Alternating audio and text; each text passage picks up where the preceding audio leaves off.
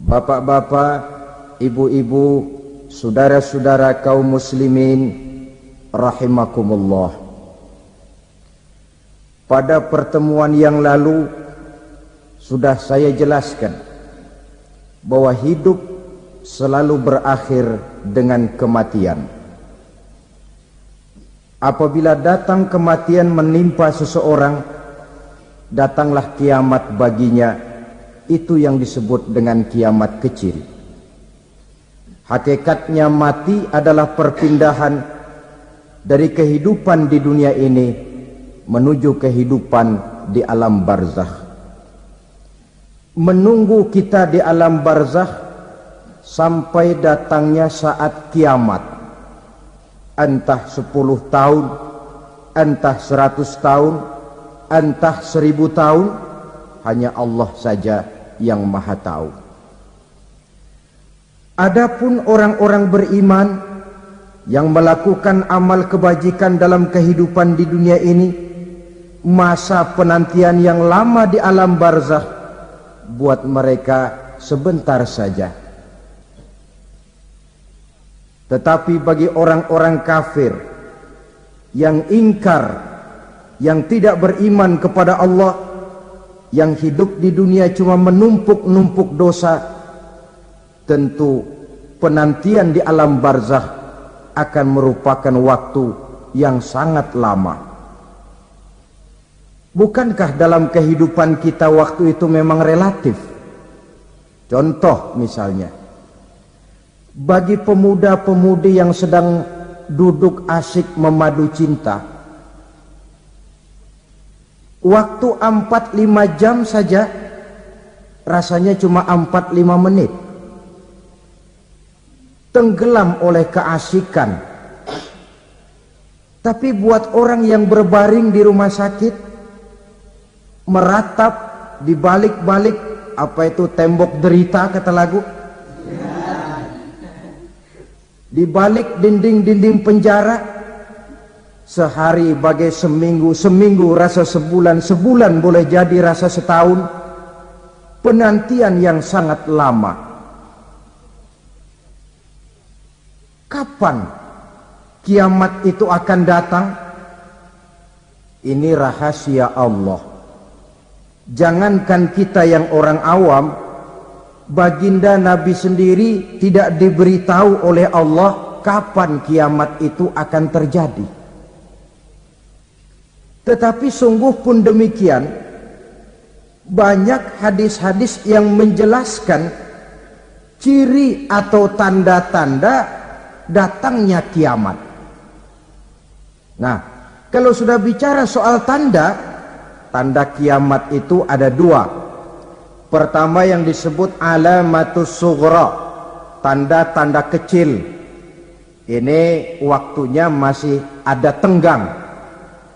Ada yang dinamakan alamatul kubra, tanda-tanda besar, artinya kiamat sudah diambang pintu. Apa tanda-tanda kecil dari datangnya hari kiamat itu? Misalnya kata Nabi, apabila ilmu sudah diangkat oleh Allah, artinya apabila ulama sudah banyak wafat, minat orang belajar agama berkurang, lalu kebodohan nampak merajalela di mana-mana, zina dikerjakan secara terbuka, minuman-minuman keras jadi kebanggaan, itu termasuk di antara tanda-tanda kecil terjadinya hari kiamat. Apalagi misalnya iza waladatil ammatu rabbataha, apabila budak sudah melahirkan tuan. Apa maksudnya? Ada yang mentafsirkan apabila anak sudah bisa membudaki orang tuanya. Orang tua yang melahirkan dia, yang membesarkan dia, demi setelah si anak besar jadi orang berpangkat, bertitel, berharta, berkedudukan, jadilah orang tua itu budaknya. Sehingga sering dibilang kalau orang tua kaya, anak jadi raja. Tapi kalau anak yang kaya, orang tua sering jadi budak. Apalagi munculnya fitnah yang bergelombang, timbul perang antara dua bangsa yang besar, waktu berjalan terasa sangat pendek sekali. Itu merupakan tanda di antara tanda-tanda kiamat. Termasuk di dalamnya sulit membedakan mana laki, mana perempuan. Kan kalau tanda-tanda kayak begini sekarang sudah banyak kita lihat kan. Ulama banyak wafat, penggantinya sulit. Zina dikerjakan berterang-terangan, minuman keras jadi kebanggaan. Banyak anak membudaki orang tuanya, sulit membedakan mana laki mana perempuan. Kadang-kadang dari belakang kita lihat perempuan bener, begitu kita colek nengok jenggotan.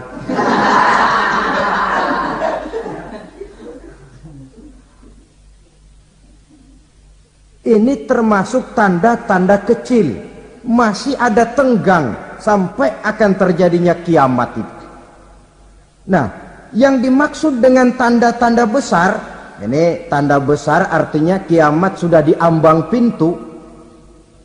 Pertama, matahari terbit dari sebelah barat. Apabila matahari sudah terbit dari arah sebelah barat, tertutuplah sudah pintu taubat. Bersabda Nabi kita, la taqumus sa'atu hatta tatlu'a syamsu min maghribiha. Tidak akan datang hari kiamat sampai matahari terbit dari arah sebelah barat. Fa iza tala'at, manakala matahari telah terbit dari arah sebelah barat, wa ra'ahan nasu, manusia banyak menyaksikan itu, amanu ajma'un, mereka pun lalu beriman. Yang tadinya kafir, yang tadinya ingkar, yang tadinya membangkang, setelah melihat matahari terbit dari sebelah barat, buru-buru beriman, berlomba-lomba mengucap dua kalimat syahadat. Tapi apa yang terjadi?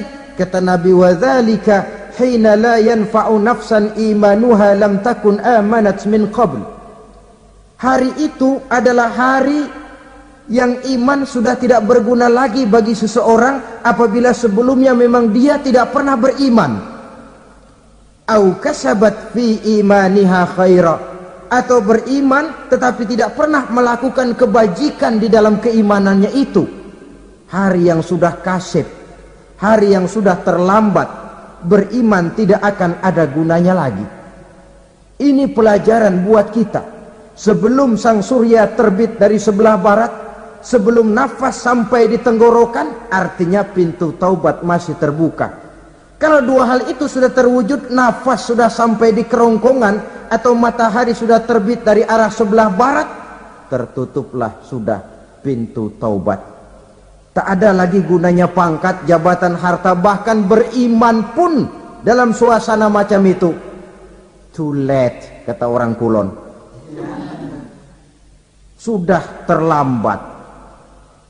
Matahari terbit dari arah sebelah barat. Itu tanda besar, artinya kiamat sudah di ambang pintu. Lalu apalagi tanda besar? Munculnya Dajjal. Dajjal artinya pendusta-pendusta yang menyesatkan manusia. Ada dua macam Dajjal, saudara. Ada Dajjal kecil, ini Dajjal kelas teri. Kalau ini sejak zaman Rasulullah sudah ada itu. Tiap zaman ada.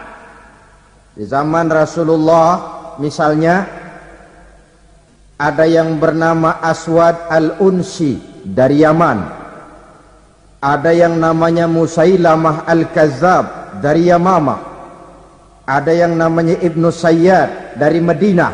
Ini Dajjal-Dajjal di zaman Rasul. Musailamatul Kazzab memproklamirkan diri jadi nabi dia. Di zaman Rasul masih hidup. Ini Dajjal zaman Nabi. Di zaman sahabat muncul Dajjal-Dajjal. Di zaman kita sekarang ini, dajjal-dajjal pun gentayangan, dajjal-dajjal kelas teri. Kerjanya mendustakan manusia, menyesatkan manusia, memalingkan manusia dari jalan yang benar dan diridhoi oleh Allah Subhanahu wa taala.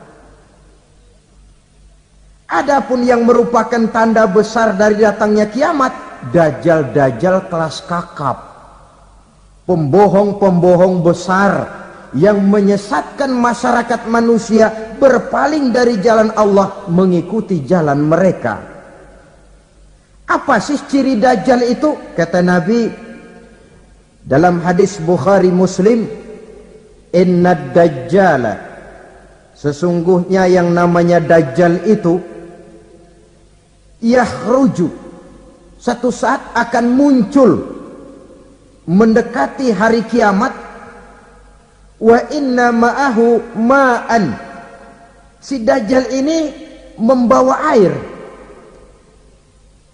wanaran, dan juga membawa api. Dua simbol. Di tangan yang satu dia bawa air, di tangan yang satu dia bawa api. Wa ammal ladzi yarahu an-nasu ma'an fanarun, adapun yang orang banyak lihat air, hakikatnya adalah api. Yang dilihat api, hakikatnya adalah air. Oleh sebab itu, kalau api yang ditawarkan, ambillah air. Kalau air yang ditawarkan, pilihlah api. Maksudnya apa ini? Ini bahasa simbol, saudara-saudara. Dajjal bicaranya seolah-olah untuk kepentingan manusia, menawarkan surga. Surga yang dia tawarkan hakikatnya neraka. Hai manusia, kalau kau mau bahagia, jangan dekat-dekat dengan agama. Sholat itu tidak efektif dan efisien, tidak produktif dari segi ekonomi itu. Menghadiri majelis taklim cuma buang-buang waktu. Tahajud, tasbih, tahlil, baca Quran, apa itu? Pekerjaan mubazir saja. Hidup ini cuma sekali, masa yang cuma sekali, manfaatkan dengan sebaik-baiknya. Mumpung, dibawanya sifat mumpung, tetapi dalam pengertian yang sangat negatif. Bicaranya seolah-olah untuk kepentingan manusia, tetapi sebenarnya menjerumuskan manusia. Menawarkan air, tapi sebenarnya api. Menawarkan api, tapi hakikatnya air. Buat apa kamu sholat? Buat apa kamu bayar zakat? Buat apa kamu puasa? Surga yang dicanangkan dajjal, hakikatnya neraka. Neraka yang digambarkan dajjal, pada dasarnya adalah surga. Jadi memutarbalikkan fakta itu kerjaan dajjal. Yang hak jadi batil, yang batil dibilang hak, yang benar jadi salah, yang salah malah jadi benar. Tuntunan disuruh jadi tontonan, tontonan malah menjadi tuntunan. Itu pekerjaan dajjal profesinya. Zamannya Nabi Adam, dajjalnya kan iblis. Betul? Betul. Apa sih rayuan iblis itu? Allah setelah menciptakan Nabi Adam kan bilang, Adam, kau dan istrimu Hawa tinggal di surga ini. Seluruh fasilitas yang ada di surga persilahkan kau nikmati. Satu yang tidak boleh, jangan coba-coba dekati pohon khuldi. Dekat saja jangan, apalagi sampai memetiknya. Datang dajjal yang namanya iblis ini. Adam, kamu tahu nggak kenapa tidak boleh makan buah khuldi? Ya nggak tahu, pokoknya saya dilarang. Bodoh kamu Dam. Khuldun artinya kekal.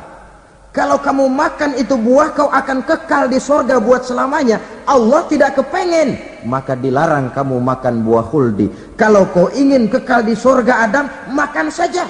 Saya bicara begini ini untuk kepentingan kamu Adam. Ini kan ciri-ciri dajjal.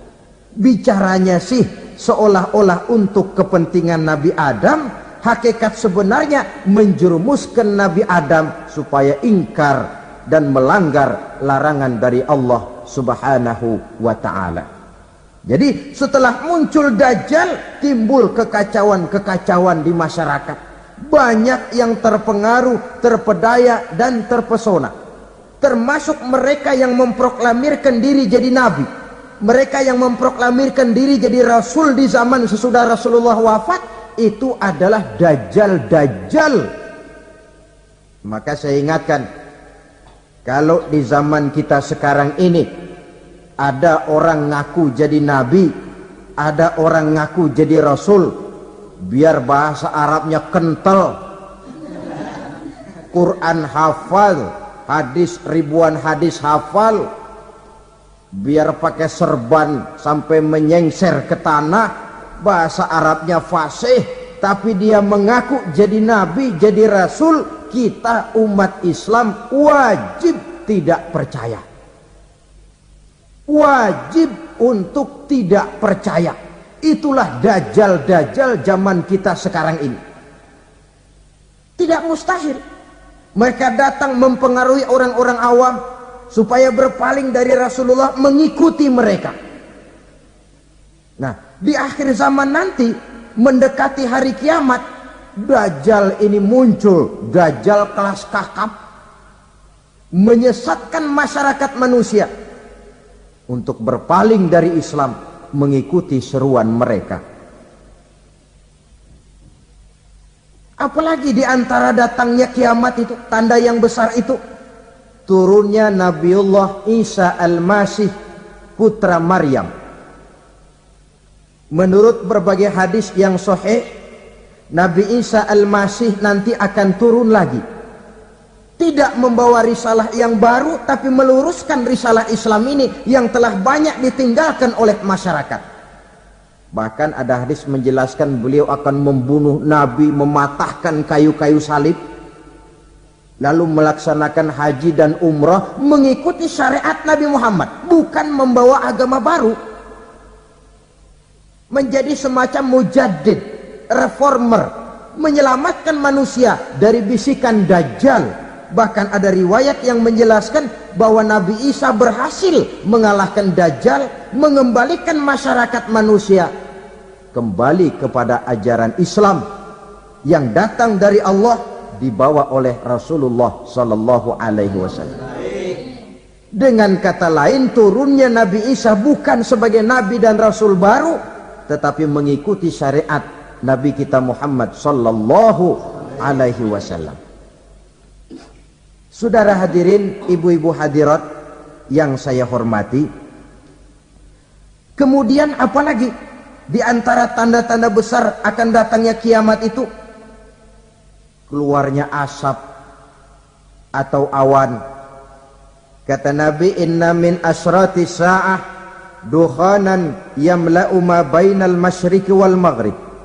Di antara tanda-tanda kiamat, munculnya awan atau asap yang memenuhi antara langit dan bumi. Ini pun diperkuat dalam surah Ad-Dukhan ayat 10, fartaqib yauma ta'tis sama' bidukhanin mubin fayughshan nas hadza azabun alim. Bagi orang-orang yang beriman, mereka biasa-biasa saja, tapi bagi orang kufur, datangnya asap dan awan ini merupakan azab yang kelewat pedih. Barangkali sedikit mendekati gambaran tentang azab yang pedih ini, saya ingatkan alam pikiran kita kepada peristiwa yang belum lama terjadi. Pernah dengar berita bocornya reaktor nuklir di Chernobyl, Uni Soviet? Pernah dengar? Nah, bocornya reaktor nuklir di Chernobyl yang mengakibatkan ratusan bahkan sangat mungkin ribuan nyawa. Cuma satu reaktor. Bagaimana kalau seluruh cadangan nuklir yang dimiliki oleh para negara adik kuasa ini diledakkan? Bahkan yang konon menurut catatan, cadangan nuklir yang dimiliki bersama oleh Amerika dan Rusia sekarang ini sudah sanggup memusnahkan 6 miliar manusia, 1,5 kali lebih banyak dari jumlah manusia yang nongkrong di permukaan bumi ini. Saudara-saudara hadirin yang saya hormati, lalu saat mendekati hari kiamat, apalagi tandanya setelah Nabi Isa wafat, pada saat turunnya yang kedua kali, lalu Allah meniupkan angin sejuk, semua orang-orang beriman, orang-orang baik wafat, sehingga penghuni bumi ini cuma tinggal lagi terdiri dari orang-orang kafir. Tidak ada lagi di bumi ini yang bisa mengucapkan Allah. Sehingga dalam hadis qudsi itu ada keterangan, innallaha azza wa jalla yaqulu li Israfil. Allah pernah pesan kepada malaikat Israfil, kata Allah, Israfil, iza sami'ta qailan yaqul Allah Allah fa akhirin nafakh 40 sanatan ikraman liqailiha. Hai Israfil, apabila kau dengar di permukaan bumi masih banyak orang yang mengucapkan Allah Allah, maka tunda sangkakala kiamat itu 40 tahun. Untuk apa? Ikraman liqailiha, menghormati orang yang mengucapkan Allah Allah itu. Wah, jadi karena sekarang masih banyak yang mengucapkan Allah, besar hatilah kita, masih jauh kiamat itu. Tapi jangan lupa, kiamat pribadi, kiamat kecil itu yang nggak kita sangka-sangka. Ajal datang mencabut nyawa, itu kiamat pribadi, dan itu yang pasti kita hadapi, dan itu yang membuat kita tidak boleh bersikap main-main di dalam kehidupan sekarang ini. Saudara hadirin yang saya hormati, tidak ada lagi orang-orang muslim, seluruh penduduk dunia ini kafir. Lalu terciptalah struktur sosial yang berlandaskan prinsip hidup semau gue. Bakal terjadilah prinsip di mana yang kaya menyantap yang miskin, yang kuat menindas yang lemah. Hidup sudah bagaikan di rimba belantara, berlaku hukum rimba, siapa yang kuat dia yang menang, siapa yang lemah menjadi mangsa. Timbul kekacauan, maksiat merajalela, munkarat menjadi-jadi, sehingga isi bumi ini penuh dengan segala macam perbuatan dosa. Tidak ada perlunya lagi alam diperpanjang temponya. Datang saat yang sudah dijanjikan oleh Allah Azza wa Jalla, maka terjadilah yang disebut kiamat kubra, kiamat besar, kiamat hancur-hancuran. Bagaimana kejadian ini dimulai? Dalam surah Az-Zumar ayat 68, Allah Subhanahu wa taala berfirman, wa nufikha fis suri fasa'iqa man fis samawati wa man fil ardi illa man sya'allahu. Maka manakala ditiuplah sangkakala, terkejutlah seluruh yang ada di langit dan seluruh yang ada di bumi. Bila saat kiamat datang, Allah perintah malaikat Israfil, Israfil, tiup sangkakalamu. Ditiuplah sangkakala oleh malaikat Israfil. Yang akibat daripada tiupan itu, seluruh yang ada di langit, seluruh yang ada di permukaan bumi terkejut. Yang ada di langit siapa? Malaikat kan. Bayangin aja kalau malaikat kaget, apalagi kita. Terkejut seluruh makhluk yang ada di bumi, yang ada di langit mendengar suara sangkakala itu. Bunyinya tidak sanggup kita bayangkan dahsyatnya. Ledakan nuklir, ledakan neutron, belum apa-apa ketimbang bunyi sangkakala malaikat Israfil ini. Nah, lalu mendengar bunyi sangkakala ini, gemparlah makhluk, kacaulah alam.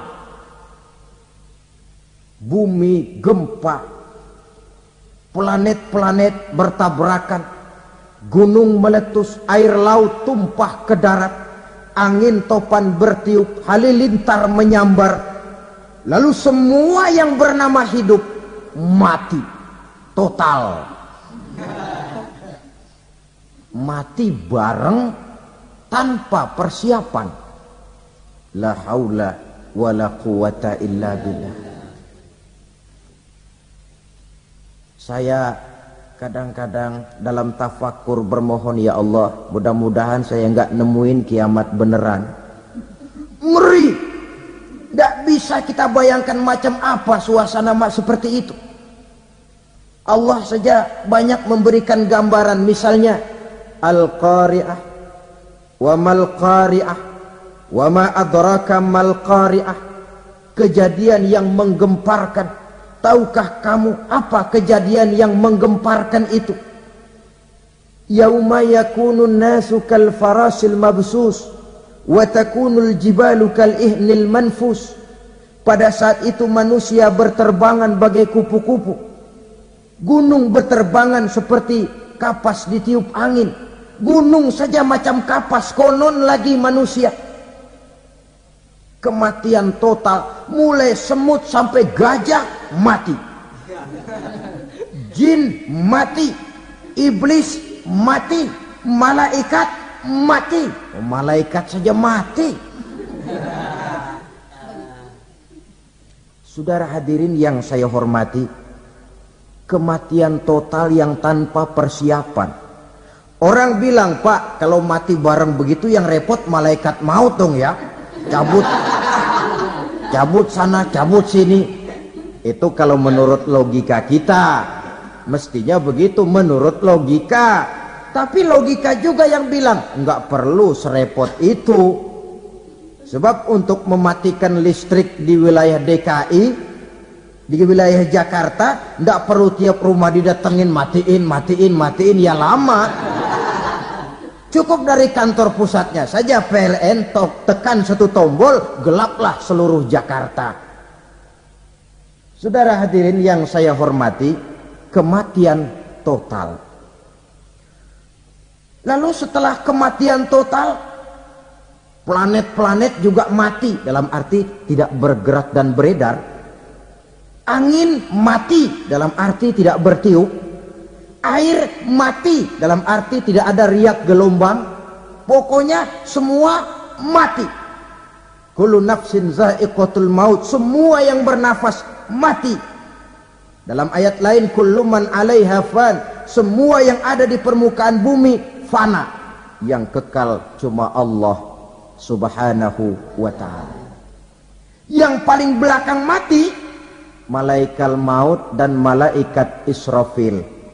Tapi mati juga sesuai dengan janji Allah. Menurut hadis Bukhari Muslim dari Abi Hurairah, masa tenggang waktu antara kematian total pada tiupan sangkakala pertama dengan proses kebangkitan pada tiupan sangkakala kedua 40 lamanya.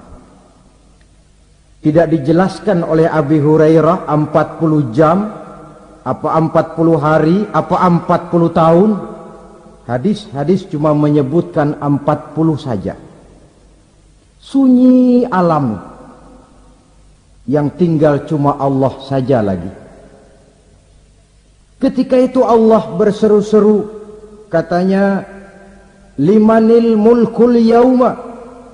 Siapa para penguasa hari ini? Mana itu raja-raja dan penguasa yang dulu mengaku jadi Tuhan? Fir'aun. Mana Fir'aun sekarang? Yang dulu jadi raja, merasa berhasil, sombong, lalu tidak mau turun-turun dari kekuasaannya, sampai kepada puncak kekurang ajarannya mengangkat diri jadi Tuhan. Mana itu Fir'aun?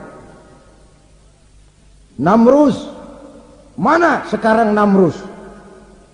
La ilaha illa ana. Ternyata tidak ada Tuhan lain selain daripada aku, kata Allah. Proses kemudian, saudara-saudara, turunlah hujan dari langit. 40 lamanya hujan itu. Tidak jelas juga 40 jam apa 40 hari. Setelah air turun membasahi, datanglah tiupan sangkakala yang kedua. Semua yang bernama mati bangkit dari kuburnya masing-masing.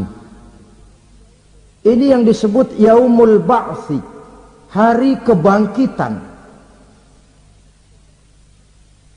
Allahu Akbar.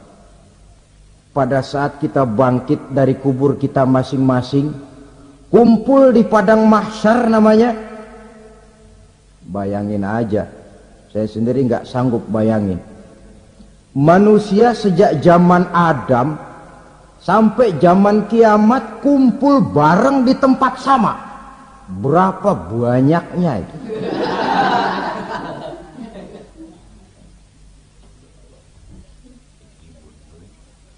Dan yang luar biasa menurut satu riwayat, pada saat bangkit itu, Masya Allah, roman muka kita berubah, disesuaikan dengan amalan kita waktu di dunia ini. Barang siapa yang waktu di dunia amalannya itu amalan tikus, di akhirat nanti dia bangkit dari kubur, mukanya seperti muka tikus. Gagah betul badannya, tapi mukanya seperti tikus. Kenapa? Amalannya waktu di dunia seperti amalan tikus. Apa amalan tikus itu? Suka ngegeragoti barang yang sudah disimpan rapi-rapi. Orang sudah simpan uang rapi-rapi, simpan perhiasan rapi-rapi, digeragoti oleh tikus. Maling-maling, pencoleng-pencoleng, koruptor-koruptor, itu nanti di akhirat nanti kita lihat mukanya seperti muka tikus. Oh, ini waktu di dunia suka nyolong, mukanya seperti muka tikus. Barang siapa yang waktu di dunia ini amalannya itu amalan macan, dia akan bangkit nanti mukanya seperti muka macan. Apa amalan macan? Macan itu amalannya menang-menangan. Orang yang mau menang saja nggak mau mengalah. Coba lihat di hutan. Kenal hutan nggak? Di hutan, raja hutan di mana-mana pasti macan. Betul kan? Betul. Padahal hutan belum pernah bikin pemilihan umum. Tapi macan tidak peduli ada pemilihan umum apa tidak, pokok saya raja. Sebab apa? Macan jadi raja itu bukan karena benar, tapi karena kuat jadi raja. Setelah dia jadi raja, rakyat hutan yang mesti dilindungi malah dimakan oleh raja macan. Kambing rakyat hutan dimakan oleh macan. Ayam rakyat hutan dimakan oleh macan. Itu nanti kita lihat di akhirat itu mukanya seperti muka macan, gagah betul. Lalu barang siapa yang di dunia ini amalannya itu seperti amalan anjing, nanti dia punya muka seperti muka anjing. Apa amalan anjing? Pertama, anjing itu kalau disuruh jaga rumah, dia tidak bisa membedakan mana maling, mana tamu. Biar yang datang maling, kalau bawa tulang, anjing kalem. Yang kedua, anjing itu akan setia kepada siapa saja yang memberinya roti. Siapa yang memberinya roti, itulah majikannya. Apa kata majikannya, pasti dia laksanakan. Soal benar atau salah, dia tidak peduli. Setelah anjing dapat roti, dia tidak punya pilihan lain kecuali bilang, abdi mah kumaha juragan wae ayeuna mah.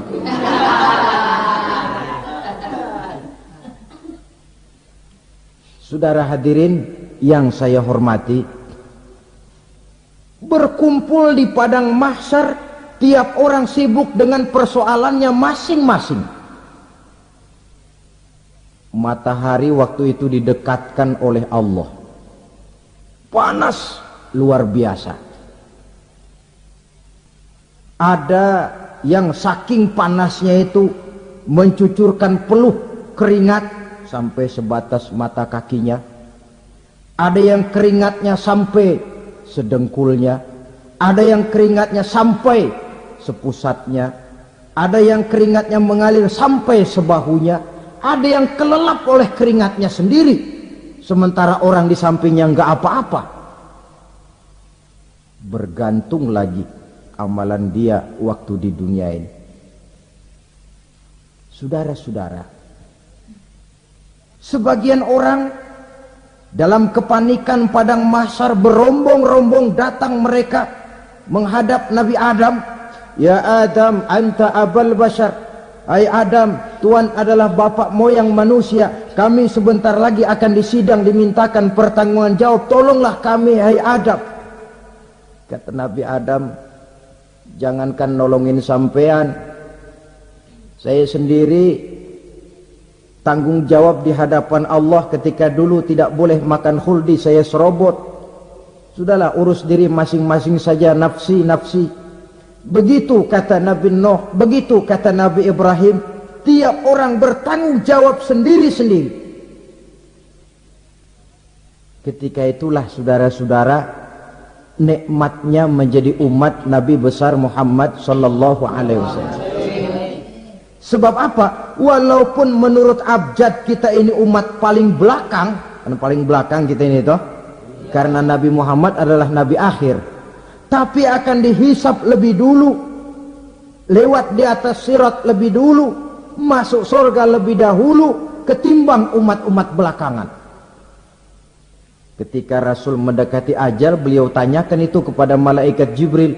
Malaikat Jibril berkata, Muhammad jangan khawatir, Allah sudah berjanji, inni haramtul jannata ala sairil anbiya hatta tadkhulaha anta wa haramtuha ala sairil umami hatta tadkhulaha ummatuka. Surga aku haramkan buat seluruh nabi kecuali kalau engkau Muhammad sudah masuk ke dalamnya, dan surga aku haramkan buat seluruh umat kecuali kalau umatmu Muhammad sudah masuk ke dalamnya. Logikanya, walaupun menurut abjad kita umat paling belakang, bakal dihisap paling dulu, lewat di atas sirat paling dulu, masuk surga paling dulu, kalau mampir ke neraka juga paling dulu. Ya resiko. Jangan mau enaknya aja paling dulu. Saudara hadirin yang saya hormati, setelah masa kebangkitan itu jangan dikira begitu bangkit langsung diperiksa, masih menunggu menanti ribuan tahun perhitungan padang mahsyar untuk sampai kepada proses yang disebut yaumul hisab, hari perhitungan. Seorang demi seorang bakal dipanggil. Bayangkan saja, kita se-RT saja di absen, kadang-kadang perlu waktu lama. Ini manusia sejak zaman Nabi Adam sampai datang hari kiamat, satu demi satu disidang di hadapan Qadhi Rabbul Jalil. Status sosial copot sudah waktu itu. Yang pernah jadi hartawan di situ tidak lagi kelihatan kehartawanannya. Yang pernah jadi jenderal tidak lagi dipanggil jenderalnya. Yang ustadz tidak lagi dipanggil al-mukarramnya. Seluruh status sosial selesai. Dipanggillah kita seorang demi seorang menghadap Qadhi Rabbul Jalil. Bagaimana proses penghisaban itu? Pertama, proses tanya jawab. Di antaranya ada hadis menyatakan, lan tazula qadama 'abdin yaumal qiyamah hatta yus'ala an arba'i khisalin. Besok di hari kiamat tidak akan bergeser telapak kaki seorang hamba sampai dia ditanya lebih dulu tentang 4 persoalan. Tentang ilmunya, kemana ilmu itu diamalkan. Tentang umurnya, di mana umur itu dihabiskan. Tentang masa mudanya, kemana masa muda itu dipakai. Tentang hartanya, dari mana harta itu didapat dan kemana harta itu dibelanjakan. Ini termasuk proses tanya jawab. Jadi kalau istilah pengadilan dunia, nama Fulan bin Fulan. Kamu waktu di dunia diberikan umur panjang untuk apa? Pernah mengalami masa muda, kemana kau habiskan masa remajamu? Kau diamanahkan ilmu, dengan apa ilmumu kau amalkan? Kau diberikan harta, dari mana harta kau dapat, kemana kau belanjakan? Tak seorang pun yang bisa mungkir. Sebab apa? Dikala itu yang menjadi saksi bukan orang. Yang menjadi saksi adalah seluruh anggota badan kita. Tangan bicara, kaki jadi saksi terhadap seluruh amalan yang pernah kita kerjakan pada saat kehidupan di alam dunia ini. Selesai proses tanya jawab, lalu diperlihatkan buku catatan kita waktu hidup di dunia ini. Jangan lupa Allah itu menyiapkan 2 superkomputer kepada kita. Sebelah ditempelin sebelah kanan, yang sebelah tempelin di sebelah kiri. Komputer itu namanya Raqib dan Atid. 2 malaikat yang apabila baik kita lakukan, refleks saja akan menulis kebajikan kita. Jahat kita kerjakan akan tertulis. Catatan itu nanti diperlihatkan kepada kita. Waduh, alangkah malunya pada saat diperlihatkan catatan kita, buku rapot kita merah melulu. Barangkali diperiksa sambil diomelin, brengsek lo. Buku merah melulu begini, bagaimana waktu hidup di dunia? Tidak cukup diperlihatkan buku catatan kehidupan, rekaman kehidupan. Rekaman kehidupan kita secara utuh sejak terlahir sampai ajal datang merenggut nyawa. Barangkali mirip dengan video sekarang ini, di mana terekam dengan baik seluruh kegiatan kita sejak yang sekecil-kecilnya sampai kepada yang sebesar-besarnya. Untuk kemudian kita pun menerima balasan. In khairan fa khairun wa in syarran fa syarrun. Kalau baik ya baik balasannya, kalau jahat ya jahat juga balasannya.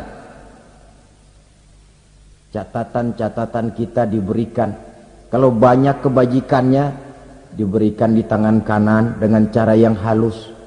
Kalau banyak kejahatannya diberikan dari sebelah kiri atau dilempar dari belakang. Itulah sebabnya sejak di dunia ini kita sudah mohon kepada Allah. Ketika berwudu membasuh tangan kanan, apa kita bilang? Allahumma a'tini kitabi biyamini wa hasibni hisaban yasira. Ya Allah, berikan saya kitab di tangan kanan, dan kalau saya memang perlu dihisab, hisablah saya yang seringan-ringannya. Tangan kiri berlindung kita kepada Allah, jangan sampai diberikan kitab di tangan kiri atau dari arah sebelah belakang. Wa a'udzubika an tu'tiya kitabi bishimali aw min wara'i zuhri, dari arah sebelah belakang. Na'udzubillah min dzalik. Setelah selesai lewat proses penghisaban, lewat mizan, timbangan, maka yang sudah selesai dihisab itu bergeraklah menuju sirat, jembatan yang terbentang menuju surga melalui neraka. Saudara-saudara, panjangnya perjalanan sirat itu memakan waktu ratusan tahun. Tetapi orang yang lewat di atas sirat pun macam-macam, bergantung amalannya ketika di dunia ini. Ada yang lewat di atas sirat itu kal barqil khatib, seperti kilat yang menyambar, lep, sudah sampai dia di surga. Cepat bukan main. Ada yang lewat di atas sirat itu seperti orang lari-lari. Ada yang lewat di atas sirat itu seperti orang jalan biasa. Ada yang sambil merangkak, ada yang sambil ngesor, ada yang sambil gelayutan, ada yang selamat sampai ke ujung ke surga, ada yang tergelincir jatuh masuk ke dalam neraka, bergantung amalannya dalam kehidupan di dunia sekarang ini. Tiap kita akan melewati yang namanya sirat ini. Saudara-saudara kaum muslimin yang saya hormati, dengan demikian mereka yang selamat melalui sirat sampai ke terminal akhir surga, mereka yang ketika dihisab ternyata banyak kejahatannya daripada kebaikannya, mereka singgah di dalam neraka. Nah, adapun orang-orang yang beriman menurut ayat Quran dan hadis Nabi itu nanti ada bermacam-macam. Ada orang beriman itu yang dimasukkan surga. Ada orang beriman itu yang dimasukkan ke dalam surga. Ada orang beriman itu yang disebut penduduk surga. Kenapa lain-lain, Pak? Karena waktu di dunia amalannya juga lain-lain. Ada orang beriman yang masuk surga. Ini paling murah tiketnya. Mau masuk surga? Kata Nabi begini, ma min abdin qala la ilaha illallah thumma mata ala dhalik illa dakhalal jannah. Kalau seorang hamba sudah mengucap dua kalimat syahadat, dia yakin dengan kebenaran kalimat itu sampai matinya, orang itu akan masuk surga. Abi Dzar yang waktu itu diajak bicara heran, ya Rasul kok gampang betul? Iya, walaupun orang itu mencuri, iya, walaupun orang itu berzina, iya, biar dia mencuri, biar dia berzina, kalau dia sudah mengucap dua kalimat syahadat, dia yakin dengan kebenaran kalimat itu sampai matinya, itu orang akan masuk surga. Jadi masuk surga cukup dua kalimat syahadat, yakin sampai mati, masuk surga. Itu perkara masuk. Tapi kalau pertanyaannya diterusin, masuknya kapan, Pak? Nah, ini lain lagi urusannya. Sebab ada yang masuknya itu langsung, ada yang mampir dulu. Di sana tempat cuma dua, kalau tidak surga, neraka. Mau ke surga tapi mampir dulu, yang mampirnya jelas di neraka. Kenapa? Dalam hadis qudsi ada riwayat, nanti itu di akhirat, setelah Allah selesai mengatur penduduk surga masuk surga, yang neraka masuk neraka, Allah berkata kepada malaikat Malik, malaikat Malik, labaik ya Allah, itu bajingan-bajingan tengik, manusia-manusia durjana yang waktu di dunia tidak mau sujud, jauh dari ulama, gemar melakukan yang munkarat dan maksiat, hidup di tengah masyarakat selalu jadi bibit keonaran, kufur, sudah masuk neraka semua. Sudah ya Allah. Nah, kalau sudah, coba sekarang kamu masuk, Malik. Saya, iya, masuk neraka. Mau apa ya Allah? Kata Allah, akhriju minan nar man kana fi qalbihi misqala habbatin min khardalin min iman. Kau masuk neraka, cari di dalam neraka orang-orang yang ada imannya walaupun kecil sebesar biji zarah, angkat mereka keluar. Masuk malaikat Malik ke neraka, cari orang yang ada imannya, korek-korek. Ya repot, udah pada gosong. Yang ada imannya diangkat ke atas, yang ada imannya diangkat ke atas, lalu dimandikan di Nahrul Hayat, namanya sungai kehidupan di akhirat nanti. Cakep lagi rupanya, bersih lagi wajahnya, apel di hadapan Allah. Kata Allah, bagaimana mas? Kapok enggak sampean? Kapok ya Allah. Nah, kalau kapok, idhab fadkhulil jannah, pergi masuk surga sana. Berangkat mereka ke surga. ketemu sama temen-temennya yang udah sampai lebih dulu, yang nggak pakai mampir lagi. Terjadi dialog, kata teman-temannya yang udah pada nyampe duluan, Mas, iya, emang baru sampai? Saya baru sampai. Memang mampir di mana dulu, Mas? Kita sudah lama sampai di surga. Saudara buka surah Al-Muddatsir ayat 34-35. Masalakakum fis saqar? Kenapa kamu mampir di neraka Saqar? Qalu lam nakum minal musallin. Mereka menjawab, kami mampir di neraka Saqar, Mas, gara-gara dulunya kami waktu di dunia ndak pernah sholat. Ndak pernah sholat? Ndak pernah. Kan rumahnya dekat masjid, cuma dekat doang, Mas. Sholat mah enggak saya. Enggak pernah ngasih makan fakir miskin, enggak pernah hadir di majelis taklim, pendeknya enggak pernah melakukan kebajikan, maka saya pun mampir di neraka Saqar. Untung betul saya punya iman, Mas, sedikit. Waktu hidup di dunia dulu saya pernah mengucap 2 kalimat syahadat, sekali-kalinya waktu mau kawin. Masya Allah. Untung saja kawin, kalau nggak kawin polos.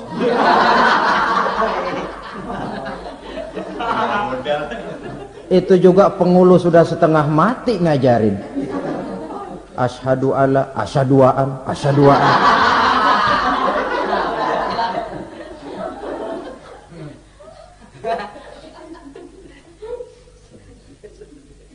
Ini namanya masuk surga, ada mampir dulu.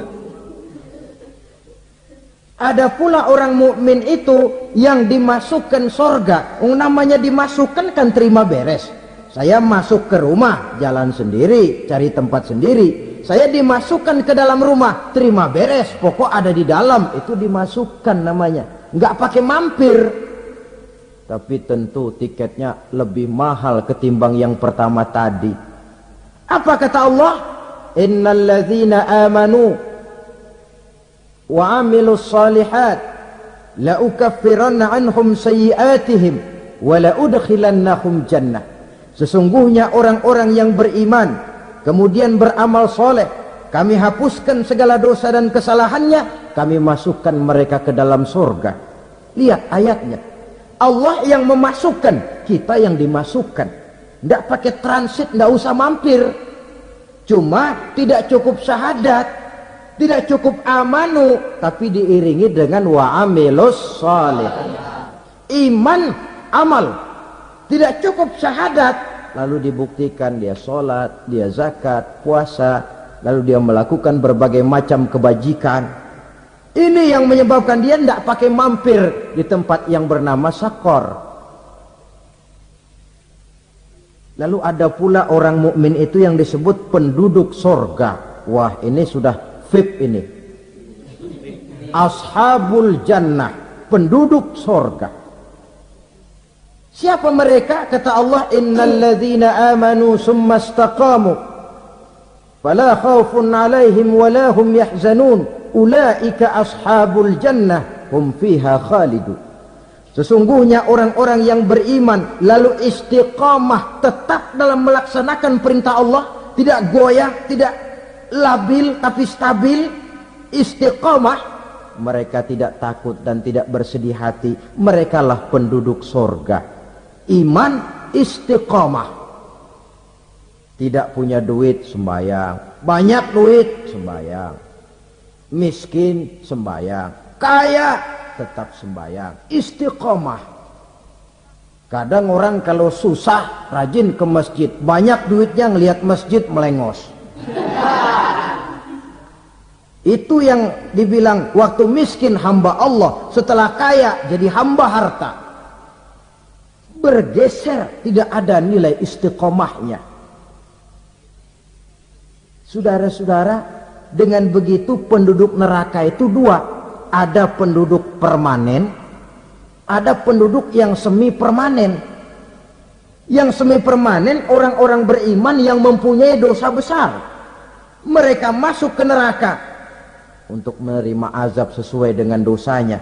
Bila selesai masa azab itu, mereka akan diangkat untuk ditempatkan kembali ke dalam surganya Allah Subhanahu wa ta'ala. Nah, dikala itulah saudara-saudara, ada yang disebut syafaat dari Rasulullah sallallahu alaihi wasallam. Tapi tentu jangan lupa, syafaat ini ibarat kain menambal dia. Kita punya kain bolong-bolong sedikit, syafaat yang menambal. Salat kita ada kurang dikit, sedekah kita ada campur riak dikit, amalan kita ada tidak karena Allah dikit, kita berharap syafaat. Jadi biarlah kain masih bolong-bolong, yang penting punya kain. Tapi kalau kainnya tidak ada, yang ditambal apanya? Salat tidak, puasa tidak, zakat tidak, berharap syafaat saja, ya, terlalu berlebihan itu. Saudara hadirin yang saya hormati, apabila selesai proses penghisaban, proses penghitungan, maka dikala itulah manusia terbagi dalam dua kelompok besar. Fariqun fil jannah wa fariqun fis sa'ir. Sekelompok orang-orang beruntung yang masuk ke dalam surga, dan sekelompok lagi masuk ke dalam neraka. Akan memakan waktu untuk menceritakan sifat surga dan neraka, tapi insya Allah pada kesempatan pertemuan lain saya sampaikan. Namun sebagai gambaran umum cukuplah saya sampaikan sebuah hadis qudsi. Allah jelaskan, a'dadtu li'ibadiyas salihin ma la 'ainun ra'at wa la uzunun sami'at wa la khatara fi qalbil bashar. Aku sediakan buat hamba-hambaku yang soleh, yang tidak pernah terlihat oleh mata, tidak pernah terdengar oleh telinga, dan belum pernah terdetik dalam hati manusia. Jadi kenikmatan surga belum pernah dilihat mata, belum pernah didengar telinga, belum pernah terdetik dalam hati. Pedihnya azab neraka belum pernah terlihat mata, belum pernah terdengar telinga, belum pernah terdetik dalam hati. Saudara hadirin yang saya hormati, oleh karena itu sebagai uraian akhir daripada kiamat ini, marilah sama-sama kita memanfaatkan hidup dengan sebaik-baiknya, supaya jangan timbul penyesalan di hari kemudian nanti. 7 macam perkara yang merusak akidah dan keimanan, merusak amal perbuatan yang sudah kita kerjakan, merusak sendi-sendi kehidupan sosial, pendek kata merusak segala hal di dalam kehidupan kita. Jauhilah olehmu 7 macam perkara yang merusak. Yang pertama, asyirku billah, menyekutukan Allah Subhanahu wa ta'ala. Agama dimulai dari keyakinan, maka kehancuran agama selalu dimulai dari kehancuran keyakinan, iman atau akidah yang dimiliki oleh seseorang. Dan untuk menghancurkan nilai-nilai iman yang kita miliki ini, orang rasanya tidak akan menghantam kita dengan peluru kendali. Orang tidak akan mengirimkan nuklir ke sini. Orang tidak juga akan mengirimkan satuan militernya ke sini. Untuk menghancurkan nilai-nilai iman, dibanjiri kita dengan paham-paham yang merusak dan mendangkalkan akidah, baik ia bernama materialisme, baik ia bernama sekularisme, baik ia bernama banjirnya maksiat dan munkarat, baik ia bernama banjirnya peradaban dan kebudayaan yang menghancurkan moral daripada anak-anak kita. Sedikit demi sedikit melenturkan dan melunturkan nilai-nilai keimanan kita, untuk kemudian pada waktunya nilai iman itu akan bertukar dan berganti menjadi nilai syirik kepada Allah Subhanahu wa ta'ala. Atau pada sisi lain, menjadikan yang selain Allah sebagai tujuan akhir daripada kehidupan kita. Sedangkan kita sama-sama maklum bahwa di dalam pandangan agama Islam, dosa yang tidak berampun, dosa yang terbesar, termasuk dalam kategori bapak moyangnya dosa, Tidak lain adalah syirik, yakni menyekutukan Allah Subhanahu wa ta'ala. Pola penghancuran iman ini memang berstrategi. Ditawarkan kita kepada paham materialisme, paham kebendaan, di mana otak menempati urutan sebagai ranking pertama, Tuhan jatuh pada urutan kedua. Lalu menyusul kepada paham sekularisme, Allah dipisahkan dari seluruh kegiatan hidup ini, untuk pada gilirannya menjadikan yang selain Allah sebagai tujuan akhir daripada seluruh kegiatan hidup kita. Oleh karenanya, kewajiban menjaga nilai-nilai iman ini merupakan kewajiban yang mulia tetapi berat, tidak hanya untuk kita, tetapi juga bagaimana mewariskannya kepada anak-anak kita, generasi yang akan datang. Orang-orang tua bijaksana yang diceritakan di dalam Al-Quran, kalau sudah berpikir tentang anak-anaknya, pertanyaan yang paling mereka risaukan ialah, ma ta'buduna min ba'di. Anakku, kalau pada satu saat aku, ayahmu sudah tidak ada lagi di dunia ini, meninggalkan kamu semua, ma ta'buduna min ba'di, apa yang akan kamu sembah nak? Jikalau sekarang ayahmu masih mau ke masjid, masih mau melakukan rukuk dan sujud, masih beribadah menyembah Allah Subhanahu wa ta'ala, kalau orang tuamu sudah tidak ada, ma ta'buduna min ba'di, masihkah engkau mau datang ke masjid? Masihkah engkau mau rukuk dan sujud? Masihkah engkau mau menyembah Allah Subhanahu wa ta'ala? Pertanyaan ini yang dipikirkan oleh Nabi Yakub kepada putra-putranya.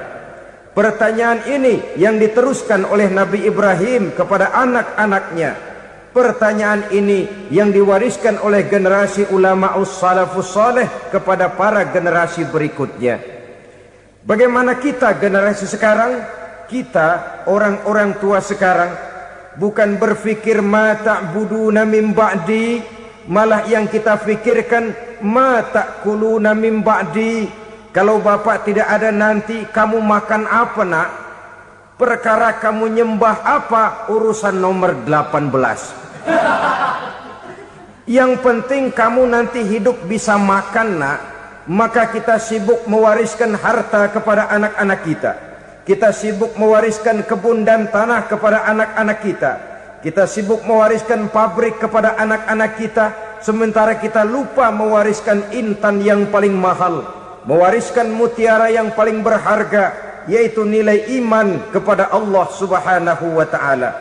Alangkah baiknya apabila warisan harta, warisan tanah dan kebun, warisan rumah dan pabrik didasari lebih dahulu dengan mewariskan nilai iman kepada Allah Subhanahu wa ta'ala. Sebagai orang-orang tua, kita boleh bersedih kalau anak kita tidak mengerti komputer. Kita boleh bersedih kalau anak kita tidak mengerti matematika. Kita boleh bersedih kalau anak kita tidak mengerti bahasa Inggris. Tapi sewajarnya lebih bersedihlah kita orang tua jikalau mempunyai anak yang tidak kenal Allah sebagai Tuhannya, yang kemudian tidak mau rukuk dan sujud kepada Allah Tuhannya. Itulah kemalangan yang paling malang bila kita meninggalkan generasi yang tidak bertauhid kepada Allah Subhanahu wa ta'ala. Betapapun anak kita tidak ngerti komputer, saudara, paling-paling kerugiannya cuma kerugian dunia. Masuk dia ke alam barzakh, munkar nakir tidak akan sempat tanya kau belajar komputer apa tidak. Kumpul dia di padang mahsyar, malaikat juga tidak akan tanya matematikamu nilainya berapa. Yang ditanya kau kenal Allah, kau rukuk dan sujud kepadanya, kau pernah datang ke masjid.